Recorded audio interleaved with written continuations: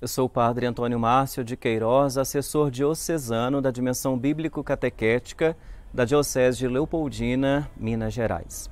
Em nosso primeiro vídeo, Dom Edson Oriolo, nosso bispo diocesano, fez uma apresentação desta nossa série de vídeos sobre o estudo da profissão de fé. Agradecemos ao Dom Edson seu constante apoio e incentivo à nossa catequese diocesana. Hoje, em nosso segundo vídeo, falaremos sobre alguns conteúdos que antecedem a esta nossa profissão de fé. Quando professamos a nossa fé, começamos por dizer eu creio ou nós cremos. Portanto, a fé ela é um ato pessoal e é ao mesmo tempo um ato comunitário.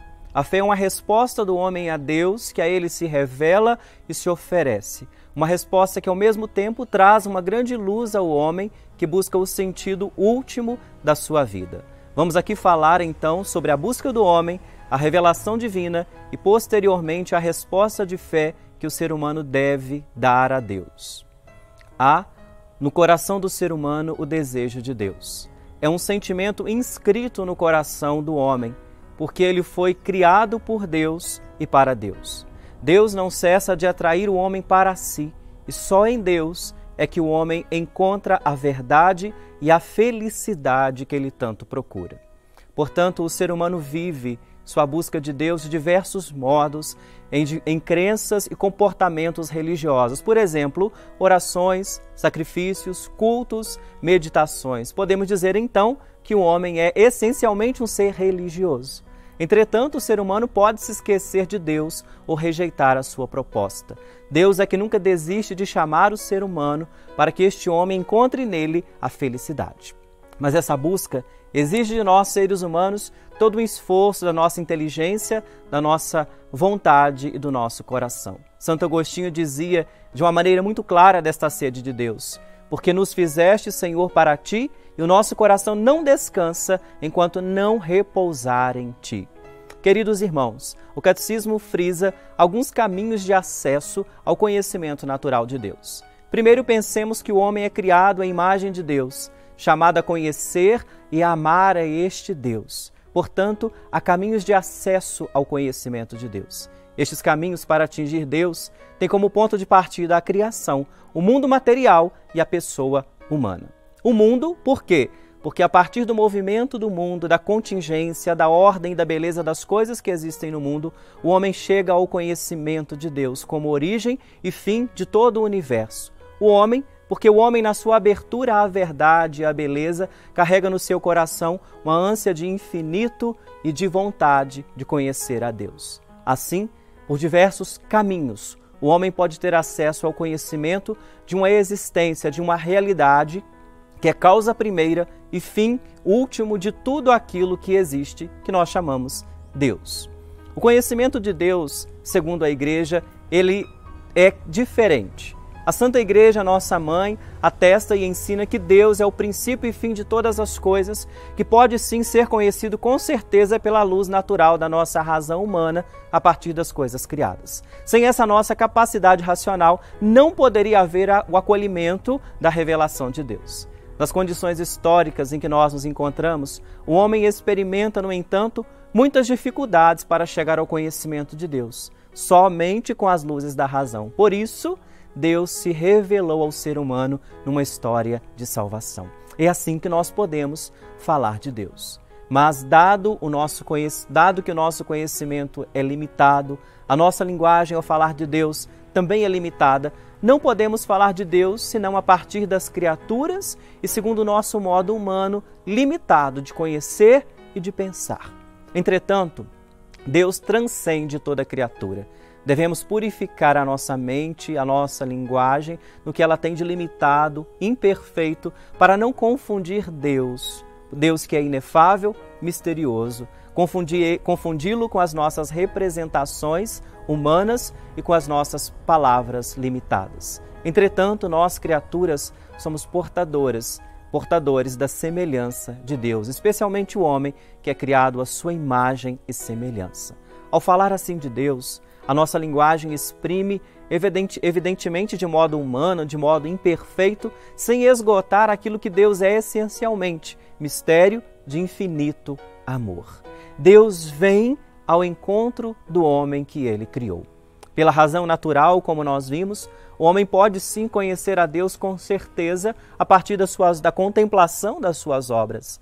Mas existe uma outra ordem de conhecimento que homem nenhum pode atingir por suas próprias forças, que é a revelação divina. Por uma vontade absolutamente livre de Deus, Ele se dá a conhecer ao ser humano, revela plenamente o seu desejo de salvação, enviando o seu Filho Jesus, nosso Senhor Jesus Cristo e o Espírito Santo. Deus, que habita numa luz inacessível, quer comunicar a sua própria vida divina aos homens livremente, que Ele livremente criou, para fazer deles, em Jesus, seu Filho, filhos adotivos. Desta maneira, nós nos tornamos capazes de uma aproximação de Deus, capazes de amá-lo de uma forma natural. Deus comunica-se gradualmente ao homem e prepara-o por etapas para receber a revelação sobrenatural que Ele faz de si próprio e que vai culminar na pessoa, na missão de Jesus Cristo, o Verbo encarnado. Este processo, podemos dizer, é a pedagogia divina que respeita plenamente a nossa condição humana. Portanto, vamos agora falar dessas etapas da revelação divina. Desde a origem, desde a criação, Deus se revela.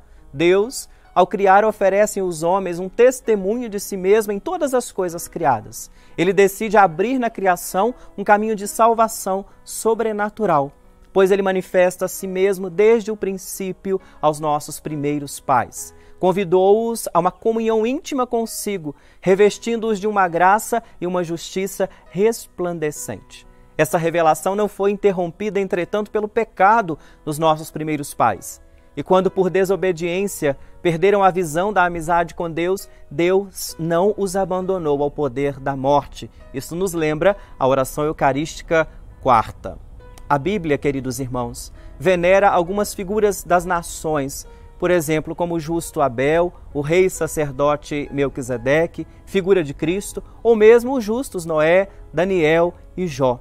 Deste modo, a Sagrada Escritura exprime o alto grau de santidade que podem atingir estes homens segundo a aliança de Noé, na expectativa de que Cristo reúna todos na unidade dos filhos de Deus dispersos. Portanto, Deus elege, Deus escolhe.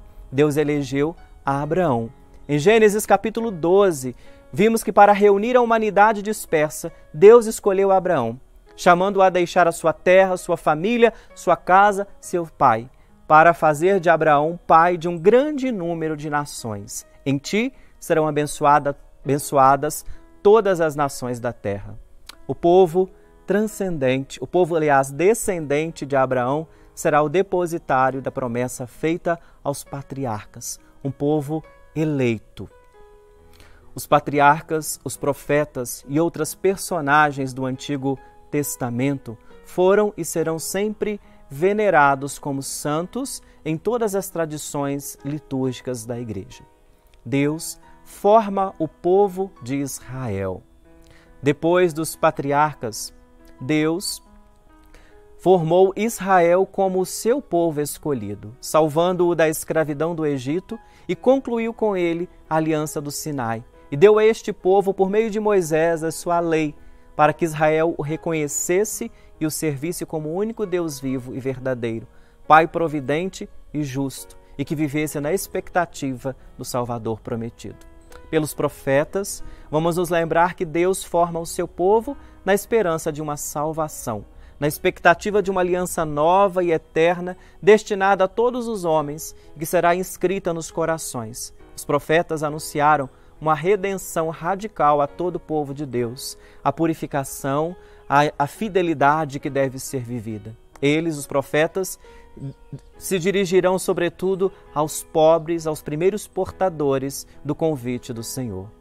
Vamos nos lembrar de mulheres importantes, Judite, Ana, Rebeca, que conservaram no coração do seu povo a expectativa da providência divina. Jesus Cristo, entre todos, ele é o mediador, ele é a plenitude de toda a revelação do coração do Pai. No seu verbo, Deus disse tudo. Muitas vezes, de muitos modos, falou Deus antigamente aos nossos pais, pelos profetas. Nestes dias que são os últimos, falou-nos pelo seu Filho. Carta aos Hebreus. Cristo, portanto, é o Filho de Deus feito homem. É a palavra única, definitiva e insuperável do Pai. Em Cristo, o Pai disse tudo. Não haverá nenhuma outra palavra definitiva e não haverá nenhuma outra revelação. No entanto, apesar desta revelação já estar completa em Cristo, ela não está explicitada completamente. Cabe à fé cristã compreendê-la gradualmente, o seu decurso, o seu desenvolvimento no decorrer dos séculos e da história de toda a Igreja.